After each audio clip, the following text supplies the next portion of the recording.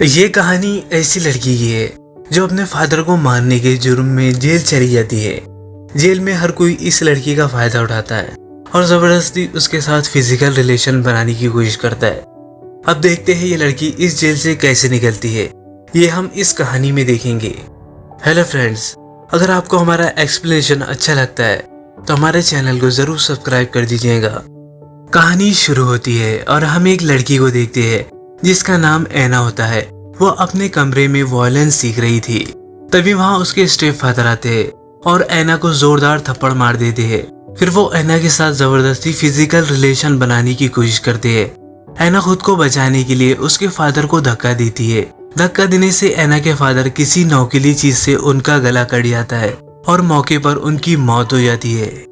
इसके बाद पुलिस ऐना को अरेस्ट कर लेती है। कोर्ट में ऐना खुद को बेगुनाह साबित करने की बहुत कोशिश करती है, पर उसकी कोशिश बेकार चली जाती है और उसे 4 साल की सजा मिलती है। इसके बाद ऐना को जेल में डाल दिया जाता है, जहां हम जेल के वार्डन फ्रैंक को देखते हैं। वो सभी लड़कियों से कहता है कि तुम्हें यहाँ के रूल्स को फॉलो करना होगा और अगर तुमने ऐसा नहीं किया तो तुम्हें कड़ी से कड़ी सजा दी जाएगी। इसके बाद ऐना अपने ब्लॉग में जाती है, जहाँ उसकी मुलाकात एक जेनी नाम की एक लड़की से होती है। जेनी यहाँ 5 साल से रह रही थी और वो किसी से बात नहीं करती, पर वो ऐना को देखती है और उसकी तरफ अट्रैक्ट होने लगती है। अगले दिन जब ऐना काम कर रही थी तभी उसके पास एक लड़की आती है जो व्हाइट ग्रुप की लीडर होती है।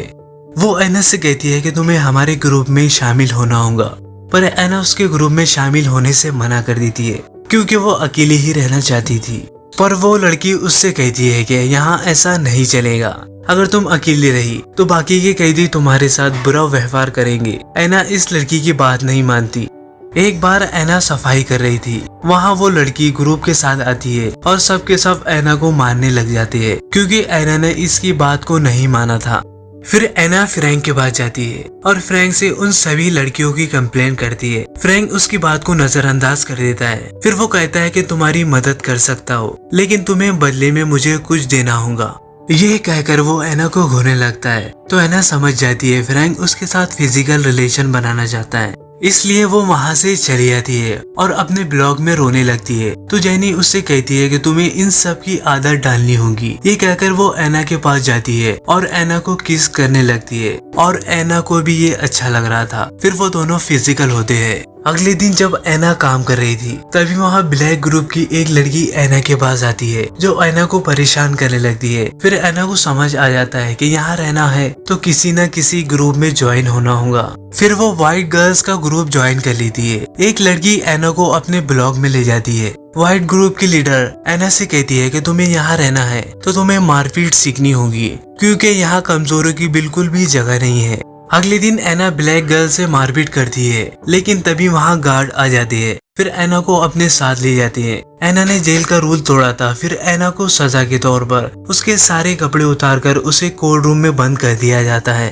अगले दिन फ्रैंक ऐना के पास जाता है, जहाँ फ्रैंक ऐना से कहता है अगर तुम्हें ऐसी किसी भी सजा से बचना है तो मुझे खुश करना होगा। यहाँ ऐना मान जाती है। फ्रैंक उसके साथ इंटीमेट होने लगता है। यहाँ ऐना सब कुछ समझ गई थी, उसे यहाँ रहना है तो किस तरह से सर्वाइव करना है। इसके बाद वो दोनों ड्रग्स लेते हैं और फिजिकल होने लगते हैं। अगले दिन ब्लैक गर्ल ऐना से बदला लेने के लिए आती है जिसे ऐना ने पहले मारा था। फिर दोनों ग्रुप के बीच में फाइट हो जाती है। इस फाइट के लिए फ्रैंक ऐना को ही जिम्मेदार समझता है क्योंकि वो ऐना के साथ मजे करना चाहता था। फिर वो ऐना के साथ दोबारा इंटीमेट होता है। फिर वो ऐना से कहता है कि अब तुम्हारी दोबारा कंप्लेंट आई तो मैं तुम्हें बहुत टॉर्चर करूंगा। ऐना इस बात से बहुत परेशान होकर वो नशे की आदी बन गई थी। अब ज्यादा नशा करने की वजह से उसकी फ्रेंड्स उसे समझाने की कोशिश करती है, पर ऐना उसकी बात को नहीं मानती, जिससे गुस्सा होकर वो उसे ग्रुप से बाहर निकाल देती है।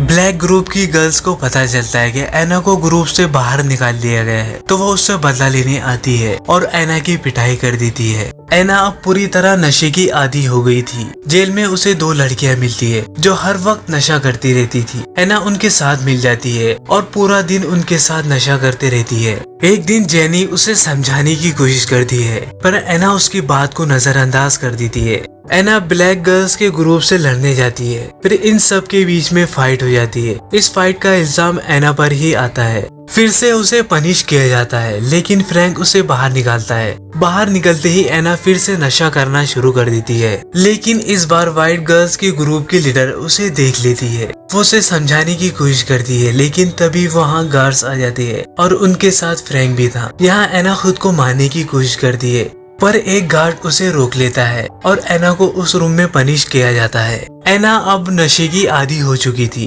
और ड्रग्स न मिलने की वजह से वो बीमार होने लगती है।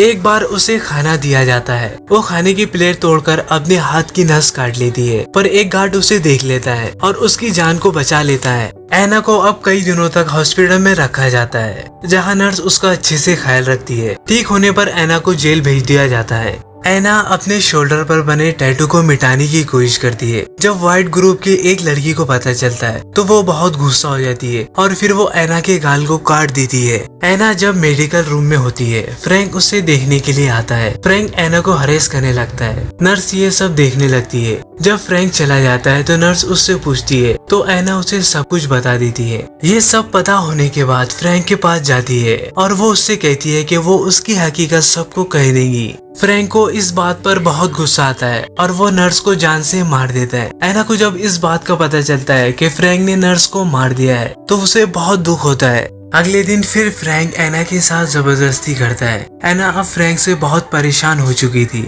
इसलिए वो मदद के लिए उसकी दोस्त के पास जाती है और वो फ्रैंक के बारे में उसे सब कुछ कह देती है। वो उसे फोन देती है और फ्रैंक की हरकतों को रिकॉर्ड करने के लिए कहती है। फिर अगली बार फ्रैंक एना के साथ जबरदस्ती करता है, तब एना सब कुछ फोन में रिकॉर्ड कर लेती है। कुछ दिनों बाद सीनियर ऑफिसर्स एना से इन्वेस्टिगेशन करने आते हैं। तब एना पुलिस को फ्रैंक की वीडियो दिखा देती है, जिसमें फ्रैंक एना के साथ जबरदस्ती कर रहा था। फिर फ्रैंक को अरेस्ट कर लिया जाता है और एना से सीनियर ऑफिसर्स माफी मांगते हैं और उसकी सजा को खत्म कर देते हैं और एना को जेल से रिहा कर दिया जाता है और ये कहानी यहाँ पर खत्म हो जाती है। हेलो फ्रेंड्स, अगर आपको ये कहानी पसंद आती है तो हमारे चैनल को जरूर सब्सक्राइब कर दीजिएगा।